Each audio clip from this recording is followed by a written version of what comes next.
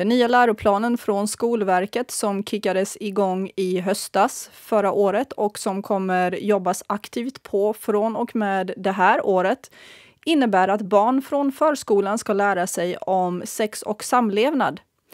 Men det är inte bara en speciell klass där detta ska läras ut i, utan alla ämnen i alla åldrar i skolan. Det är 6 dagar in på det nya året och jag är redan förbannad. Välkommen!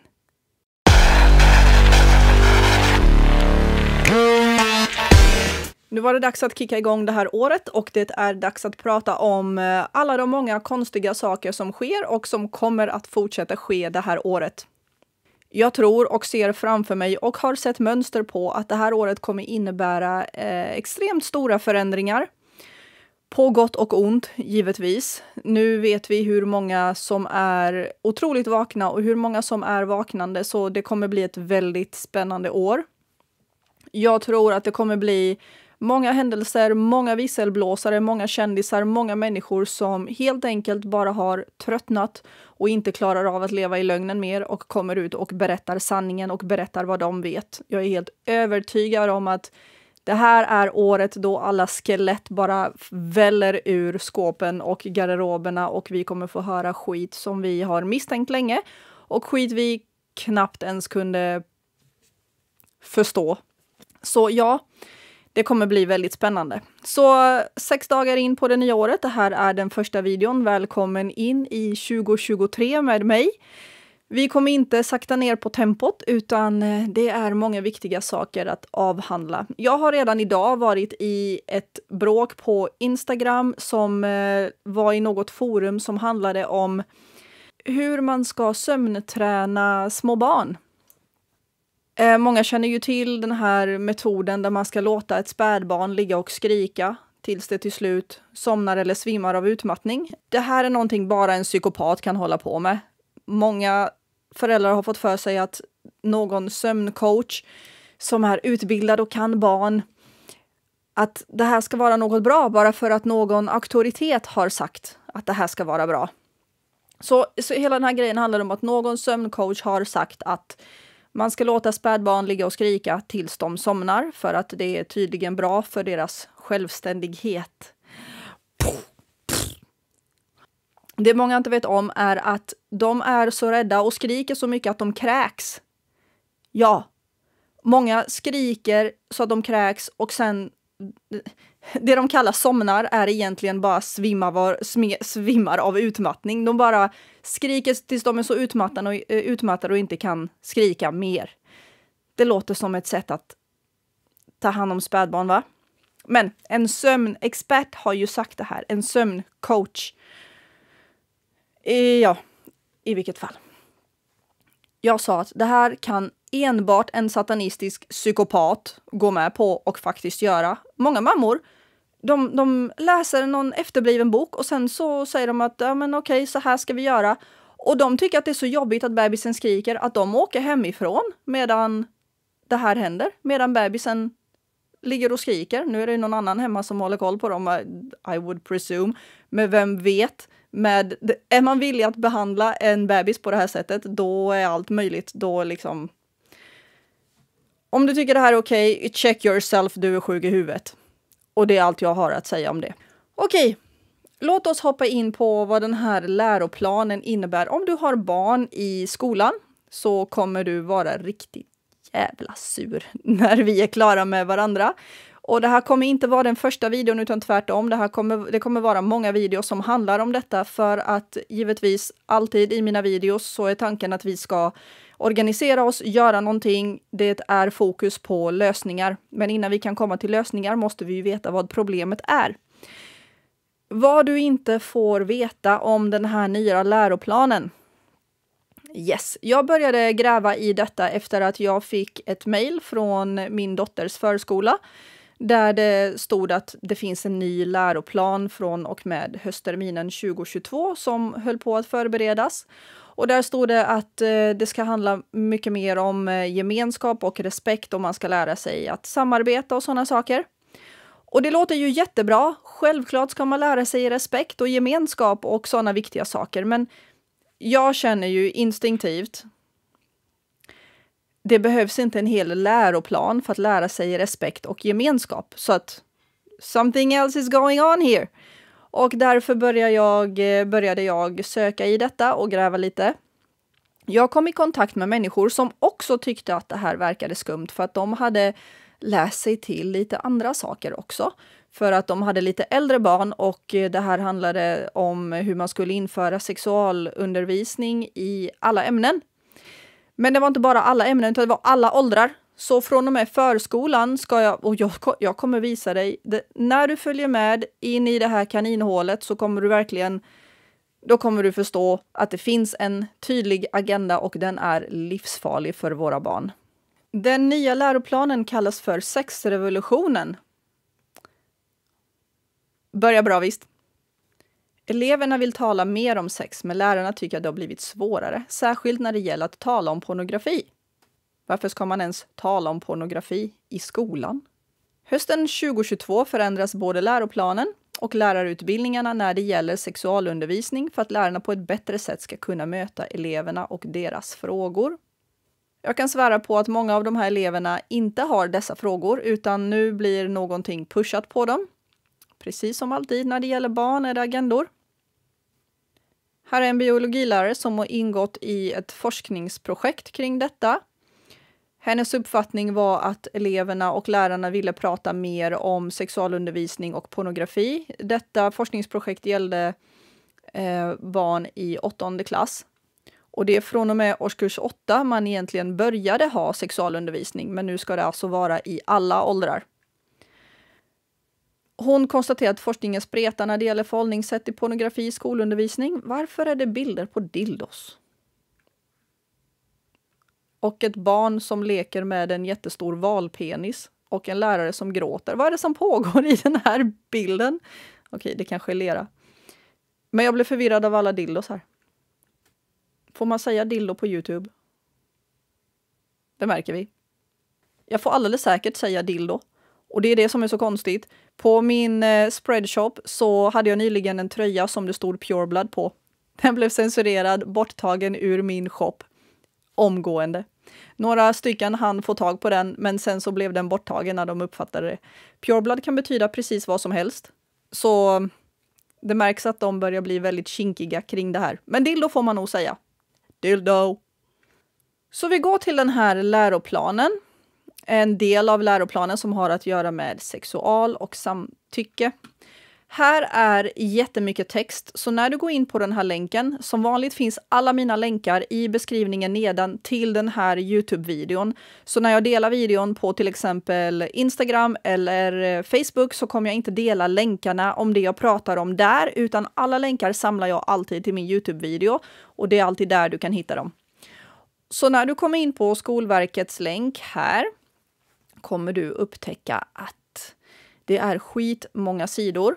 Om du orkar ta dig igenom detta, har du barn kommer du definitivt orka ta dig igenom detta för det här är viktigt. Här besvarar de till exempel vad som omfattar arbetet med sexualitet, samtycke och relationer. Och de vill främja elevernas hälsa och välbefinnande. Stärka förmågan till att göra medvetna och självständiga val. Bidra till förståelse för egna och andras rättigheter och så vidare. Det är väldigt mycket kring samtycke och samtycke har... Det här med samtycke är väldigt intressant. Vi lär våra barn att det är din kropp, du bestämmer själv och så vidare. Det här är någonting som pedofilerna har utnyttjat och det här är någonting som också används för att grooma barn där de säger att eftersom du bestämmer över din kropp kan du välja det här. Så det gäller att lära sig hur man ska tala och vad. Därför är det så himla viktigt att känna till de här agendorna, känna till vad de här... Det är inte roligt att läsa om barnövergrepp och pedofili och alla de här sakerna, men det är så satans viktigt. Så nu går konversationen på det sättet när de groomar barn handlar det om att de försöker övertyga barn om att det finns ingenting som heter pedofili till exempel i djurvärlden. Där är det inga djur som bryr sig om åldern och så vidare och man kan älska man kan älska varandra oavsett hur gammal man är eller hur liten man är och så vidare. Och det här med att din kropp är din kropp och du bestämmer över din kropp. Det kan lätt användas på barn för att övertyga dem om att de kan välja vad som ska hända med deras kropp. Och övertyga dem om att ingå i, de här orden får jag inte säga, men relationer med vuxna, vad det egentligen handlar om med våldtäkt. Så. Det är så retoriken går. Så samtycke är mycket samtycke som dyker upp här. Jag bröt tungan av att säga det där. Och om man scrollar ner här så står det också, man kan se länkar till olika webbkurser för lärare. Lärare har i regel ingen aning om detta, så känner du lärare, ställ frågor till dem. Efter min erfarenhet och de lärare jag har pratat med har lärarna inte en aning om vad den här läroplanen egentligen betyder eller hur de ska lära ut dessa saker. Så det är väldigt lite information för lärarna själva. Så nu är lärarna ute överallt och försöker hitta böcker om sexualkunskap och försöker leta sig till kurser och sånt där själva för att de vet inte hur de ska göra. Speciellt inte lärarna för så små barn som inte ens borde veta vad sex är. Vi måste samarbeta med lärarna och pedagogerna och vi måste samarbeta med människor inom skolväsendet. Så har du barn i skolan och du har frågor, ställ frågor till lärarna. Alla dina frågor, diskutera vad vet de om det vi ska komma in på här, vad hela den här skolplanen kommer ifrån och så vidare. Så det är väldigt viktigt att vi tar upp detta. Jag är med i ett projekt där tillsammans med en fantastisk grupp människor som kallar sig Vi tillsammans. Och de arbetar väldigt mycket med det juridiska kring det här. Att få fram vad lagen säger, vad allt det här kommer ifrån, vilka rättigheter vi har som föräldrar att skydda barn från de här sakerna och vad vi kan göra för att få bort den här skiten från våra barn. Och jag har inte ens kommit till det riktigt hemska ännu, så att stay tuned säger jag bara. Om man scrollar ner hela den här vägen så kommer man till en källa. Så den här biten kommer från någonting som heter Policy Brief 2. Klicka på den. Och då kommer du komma hit. Mycket riktigt, du ser att du är inne på WHO. Och läroplanen kommer alltså från WHO och den är global. Den här läroplanen är ett samarbete mellan olika länder. Så den här läroplanen är ingenting som våra svenska politiker eller Skolverket har kommit på själva. Det här är alltså en global plan för hur man ska skicka ut sexualundervisning till alla barn, i alla skolor, i alla länder där WHO har inflytande. Här står det olika standarder. Standards for Sexuality Education. De presenterar ett koncept för holistisk sexualundervisning. Och dessa standarder finns på dessa språk. Så välj ett språk och klicka på den länken. Så går vi vidare till vad de här standarderna innebär. De här standarderna som vi klickade på tar oss till en pdf. Och här är också mycket text. Det är 68 sidor och det är bara att se på rubrikerna här. Och vi kommer scrolla raka vägen ner till sidan 38. Här finns det något som heter The Matrix. Det är alltså en matris för dessa policies och standarder för hur man ska och vad man ska bedriva den här sexualundervisningen. Och du ser age group 0 till 4. Här börjar det. Här finns för alla åldersgrupper och vad man ska lära sig i respektive åldersgrupp. Så ställ ner kaffekoppen, svälj det du har i munnen för du kommer spotta ut det 100% när du får se vad det är som står här. Det här är alltså Skolverkets källa. Skolverket har angett WHO som källa för att detta kommer från WHO och skickas ut till våra skolor, till våra barn. Det här är vad lärare egentligen inte vet om att läroplanen bygger på. Men det är detta som är planen. Här är information ska ges om Alla kroppsdelar och funktioner, olika typer av kön, olika typer av kroppar. Det låter ju inte jättehemskt ännu. Man ska uppmuntra barnen till att nämna olika kroppsdelar, känna igen olika kroppsdelar och kunna meddela vad de önskar. Attityden, här står det a positive body image, respect for differences och så vidare. Okej, det låter inte heller så farligt ännu. Men så kommer vi till 0-4 år, då ska man också få information om graviditet, förlossning och bebisar. Nu kommer vi till sexualitet. Det här är fortfarande åldersgruppen 0-4 år. 0-4 år. Vad pedagogerna ska lära ut till ditt barn i förskolan. Njutning. Genom att röra sin egen kropp. Early childhood masturbation. 0-4 år i läroplanen. Discovery of own body and own genitals. Igen, förskolan. The fact that enjoyment of physical closeness is a normal part of everyone's life. Så de ska lära sig att njutning är någonting normalt när de är 0-4 år. Tenderness and physical closeness as an expression of love and affection. De ska alltså lära sig att visa kärlek och omtanke genom fysisk beröring. Hela den här rutan låter så rapey så att det inte ens går att... De ska förstås lära sig om könsidentitet. Givetvis kommer det in könsidentitet. Så våra förskolebarn kommer nu få lära sig att de kan vara vilket kön som helst. De kan vara en flicka eller en pojke eller en hen eller det eller en åsna eller en stekpanna. De ska prata om både pleasurable and unpleasurable feelings i sina kroppar. Express own needs, wishes and boundaries, for example in the context of playing doctor. Nyfikenhet gällande sin egen och andra människors kroppar. Rapey. Olika typer av kärlek. Positive feelings towards their own sex and gender.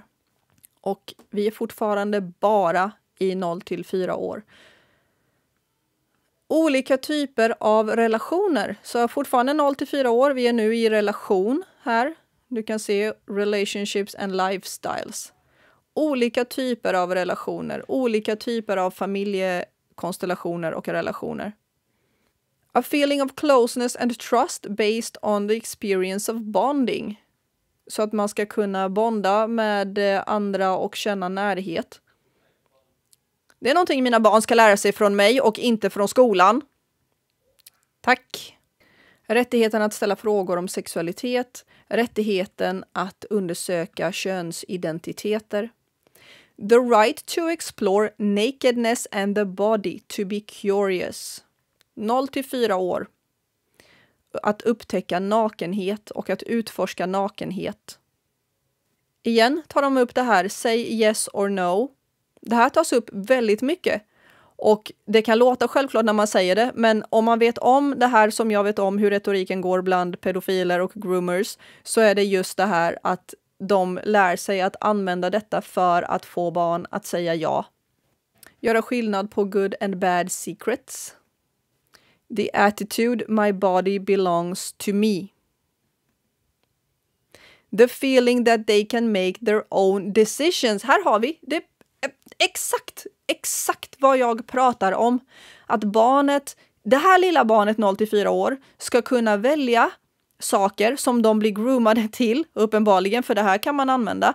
Då är inte längre, du som förälder blir bortkopplad bit för bit i detta, så att barn själva ska kunna ta de här besluten. Och så vad som i princip händer här, om man kan se och tänka med sin hjärna, så ser man att det här är ett perfekt sätt för groomers att gaslighta ditt barn till att tro att de själva har valt att utforska någons nakenhet eller utforska någon relation med någon och att de kan visa kärlek på olika sätt och det finns olika typer av kärlek.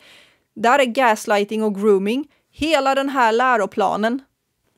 Så kommer vi självklart till det här med kön och så vidare. Det goes without saying att de kommer trycka in det här i barn. Här har vi igen. Nakedness, igen. Norms about nakedness. Och nowhere you can touch. Vi är fortfarande på 0 till 4 år. Så tänk dig hur illa det blir ju längre upp i åldrarna vi går. För då har man redan groomat barnen tillräckligt mycket. Titta, 4 till 6. Nu går vi till 4 till 6 år. Vi pratar mer om olika kroppar och sexualiteter.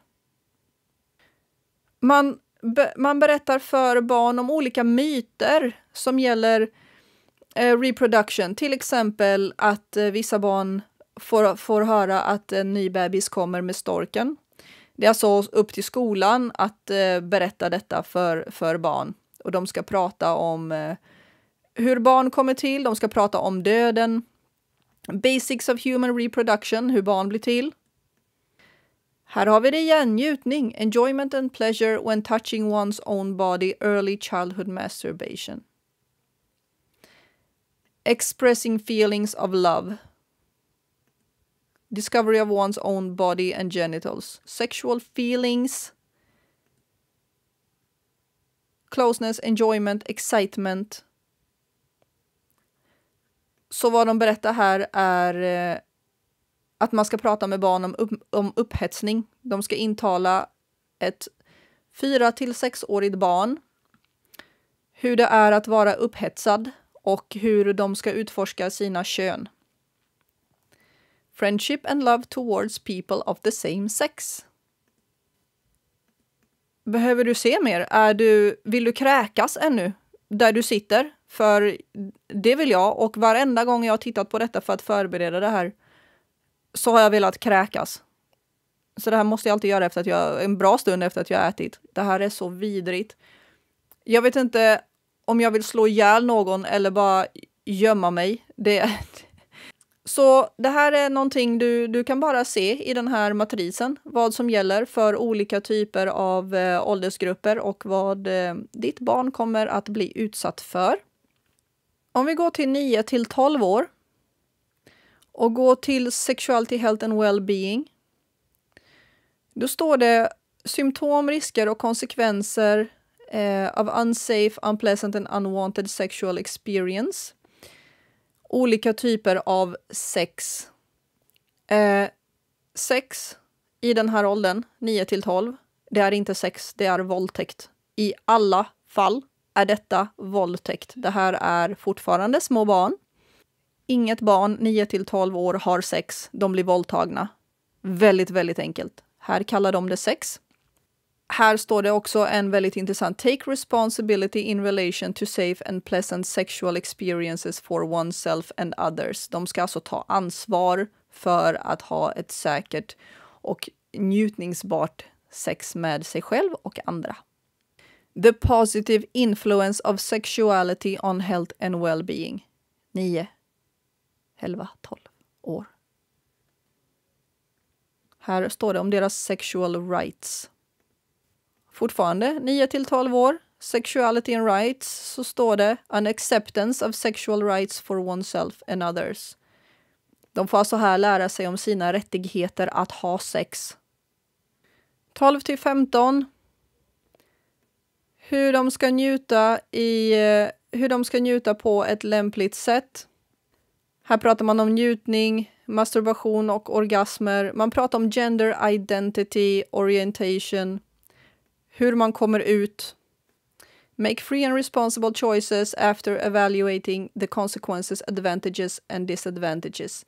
Du kanske inte ser texten precis här, men det är inte meningen att du ska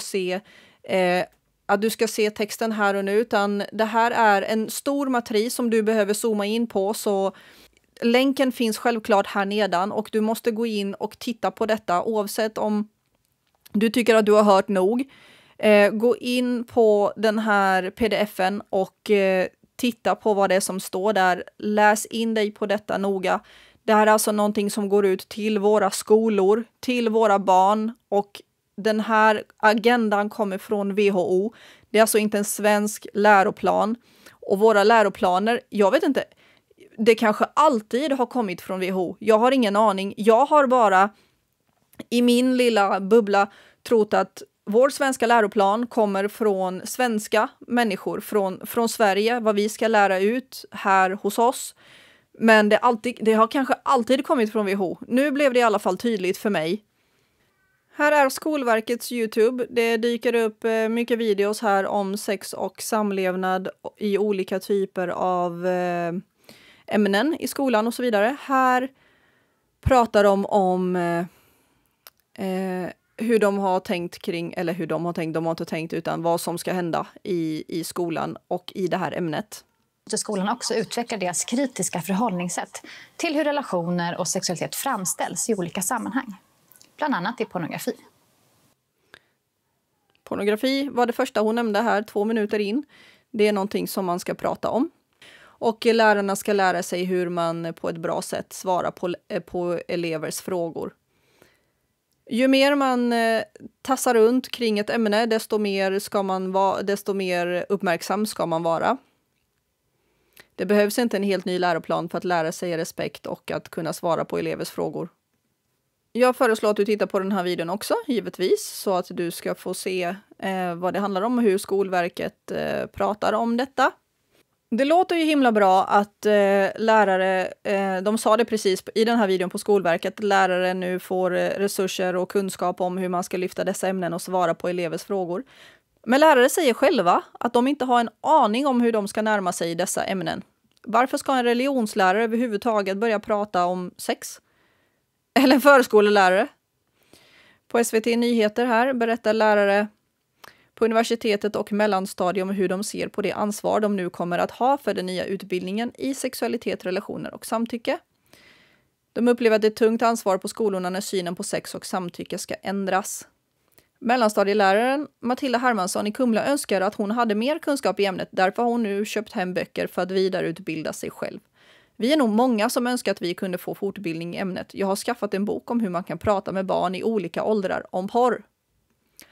Barn i olika åldrar ska aldrig behöva prata om porr.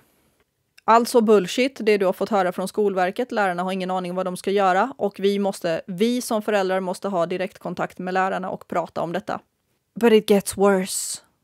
Som om det inte kunde bli värre i det här helvetet för barn som komma skall, så har vi här på Skolvärlden en artikel. Här är skolan som HBTQ-certifierats. Nu stoltserar de med en regnbågsflagga på entrédörren när skolan har blivit HBTQ-certifierad. Så att RFSL har involverat sig i detta också, givetvis. Givetvis, överallt där barn är så blandar sig RFSL in med sina vidriga agendor. Nu en gång, det blir värre. Det blir värre än detta också. Du ska få se. Här är en intervju med dem och hur de ska ändra normer och syner på grejer, och de låter som att allting ska vara helt fantastiskt och alla ska känna sig inkluderade och så vidare. Vi gör vår lilla del för att bygga ett öppnare samhälle, säger han.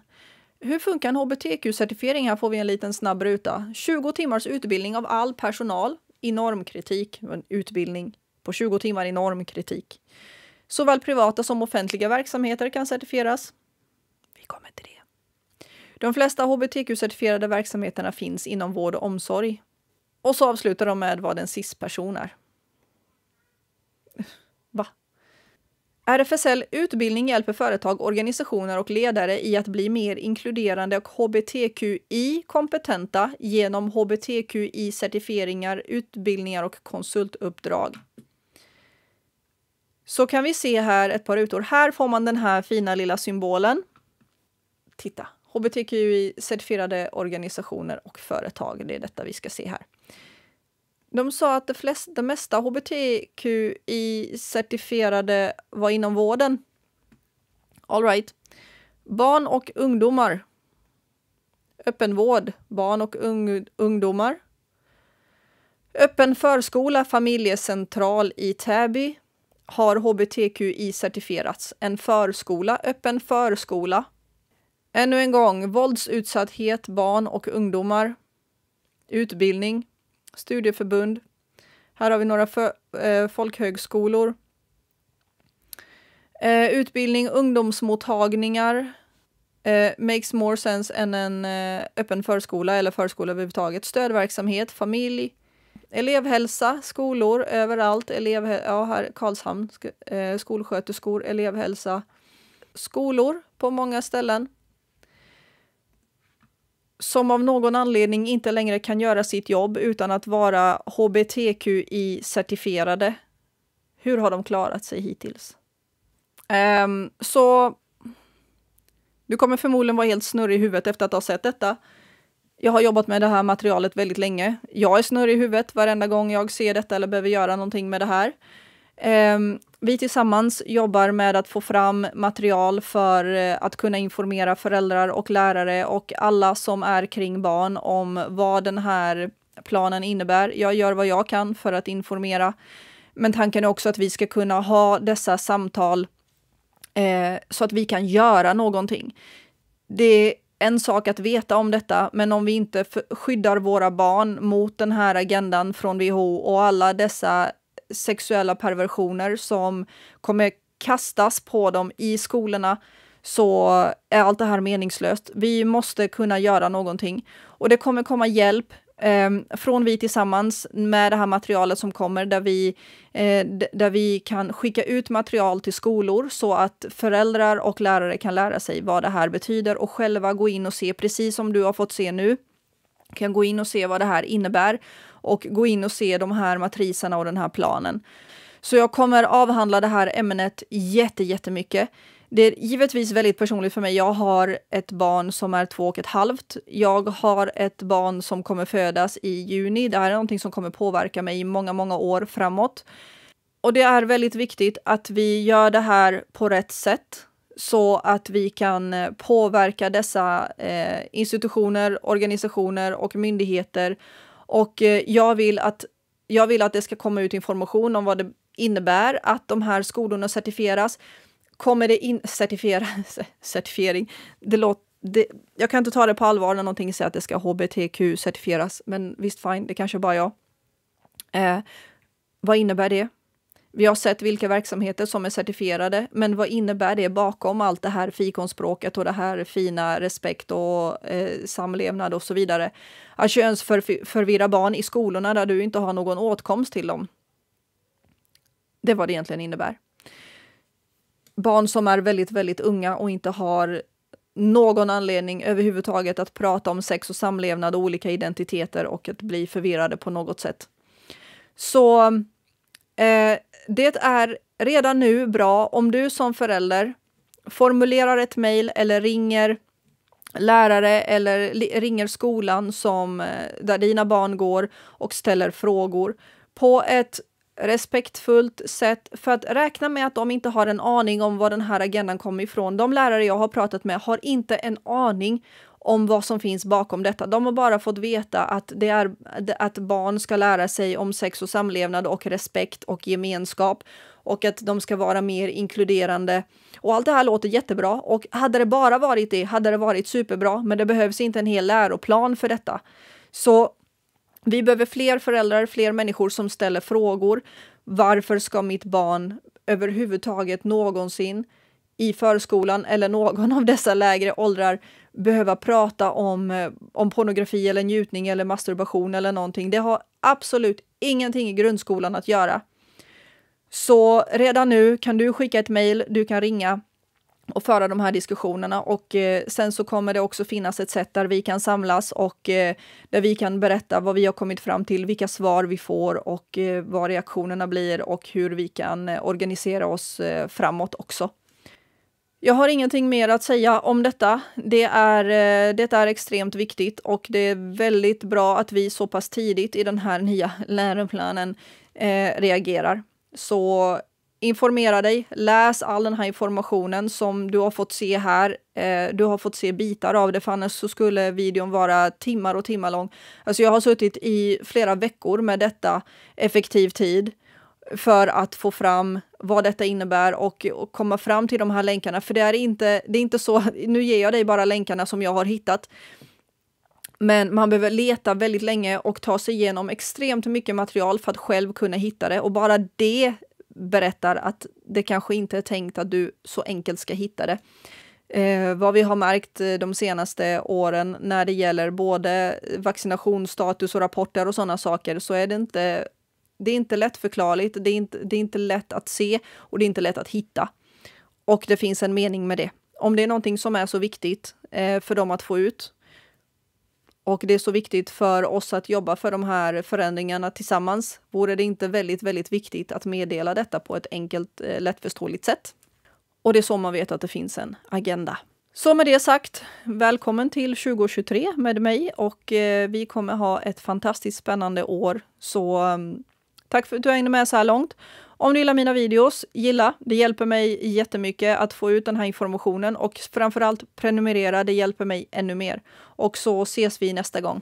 Hej då!